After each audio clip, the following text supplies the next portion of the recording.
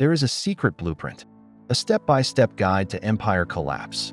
Historians meticulously pieced it together by studying the greatest empire in history, Rome. And here's the truly unsettling part. Every single box on that checklist is being checked right now in America. This isn't just about ancient Rome. This is a chilling mirror reflecting our present. Today, we're going to walk through every single item on that blueprint.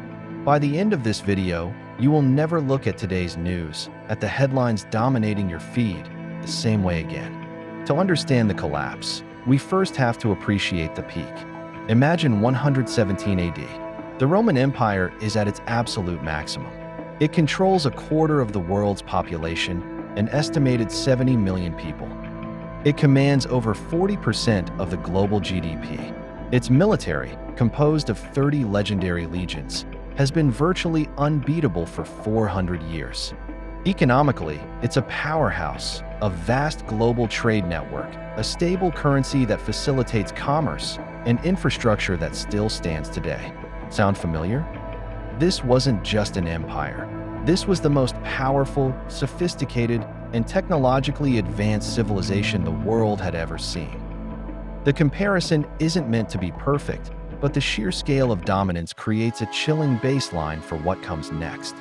Rome's golden age, the 5 good emperors period, eventually gave way. What followed was a period of constant, never-ending war. The Parthian Wars, the Dacian Wars, the Germanic campaigns. Rome was constantly expanding, constantly fighting on multiple fronts, often far from home.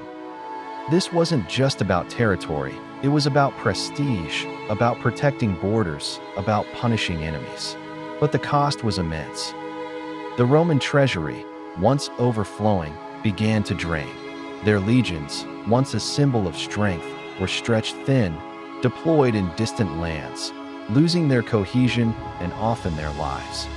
It was death by 1,000 cuts, all happening far from the capital. Now, consider the America parallel.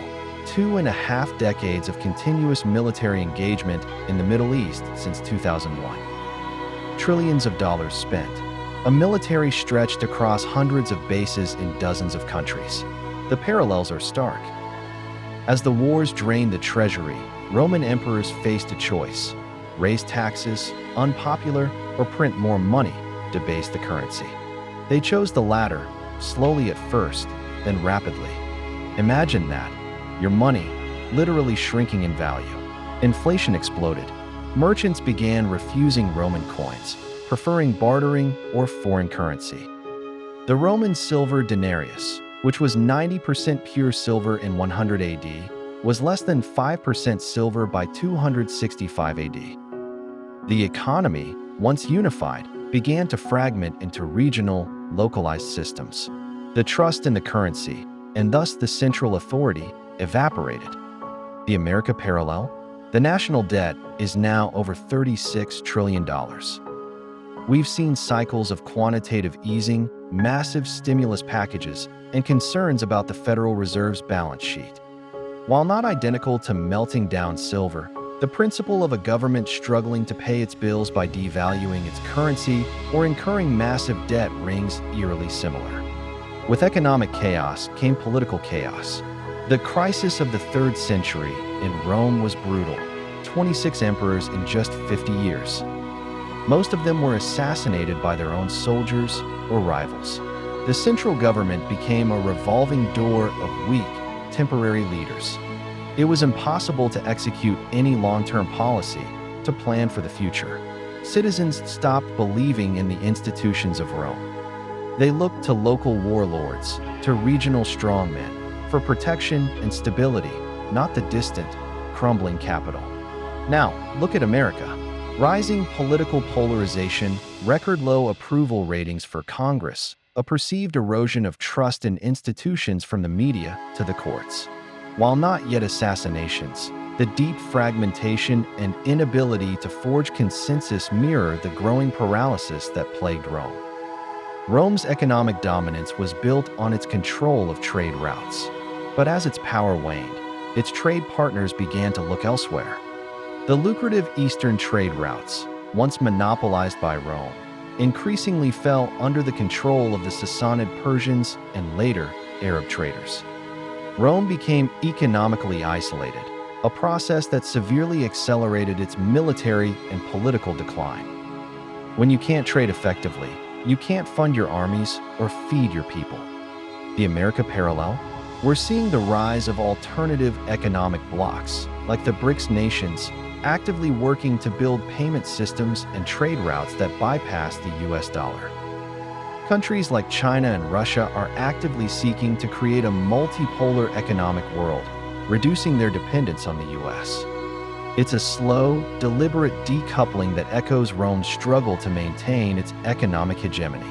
The common narrative is that barbarians brought down Rome, but historians will tell you that's wrong. The barbarian invasions weren't the cause of Rome's fall, they were a symptom. Rome had already hollowed out from within. Its economy was in shambles, its politics were fractured, its military was overstretched, and its people had lost faith. The barbarians simply moved in to claim what was already decaying. The famous historian quote says it all: Rome didn't fall, it just gradually ceased to exist, having already become something else. The external forces merely administered the final blow to an empire that had already lost its soul. Now, let's be clear. This is not doomsaying. Rome's decline and fall took hundreds of years. The process is slow, often imperceptible to those living through it. But the pattern is undeniable. The steps are consistent.